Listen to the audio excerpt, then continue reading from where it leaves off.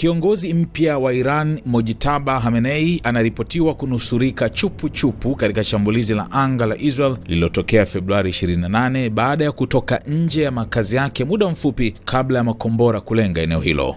Kwa mujibu wa ripoti ya gazeti la The Telegraph, taarifa hiyo imetokana na rekodi ya sauti iliyovuja inayodaiwa kuwa ya Mazaher Hossein, mkuu wa itifaki katika ofisi aliyekuwa kiongozi mkuu wa Iran, Ayatollah Khamenei. Inadaiwa Hossein alitoa maelezo hayo katika mkutano uliofanyika Machi 12 mjini Tehran, uliohusisha wanazuoni wa dini na makamanda wa jeshi la walinzi wa mapinduzi ya Kiislamu IRGC.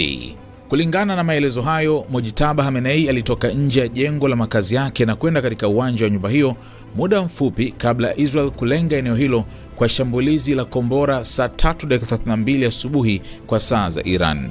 Katika rekodi hiyo, Hossein anasikika akisema mapenzi ya Mungu yalikuwa kwamba Mojtaba atoke nje ya uwanja wa nyumba kufanya jambo fulani kisha arudi.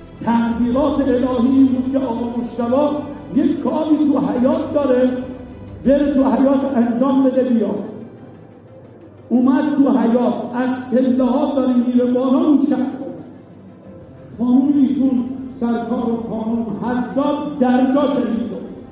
Aliongeza kuwa wakati shambulizi lilipotokea, Mojtaba alikuwa nje ya jengo hilo na alikuwa akielekea kupanda gorofani ndipo kombora lilipopiga jengo hilo. Kwa mujibu wa taarifa hiyo, Mojtaba alipata jeraha dogo kwenye mguu lakini aliweza kuokoka. Hata hivyo, Hossein alisema mke wa Mojtaba na shemeji yake walifariki katika shambulizi hilo. Shambulizi hilo pia lilisababisha vifo vya viongozi kadhaa waandamizi wa Iran. Katika rekodi hiyo pia inaelezwa kuwa Mostafa Khamenei, mtoto mwingine wa Ali Khamenei, alikuwa karibu na eneo hilo wakati shambulizi lilipotokea. Hata hivyo, Mostafa alinusurika bila kujeruhiwa pamoja na mke wake baada ya kuondoka eneo hilo kwa wakati. Taarifa hizi bado hazijathibitishwa rasmi na mamlaka za Iran, huku vita kati ya Iran, Israel na Marekani ikiendelea kuongeza mvutano katika eneo la Mashariki ya Kati.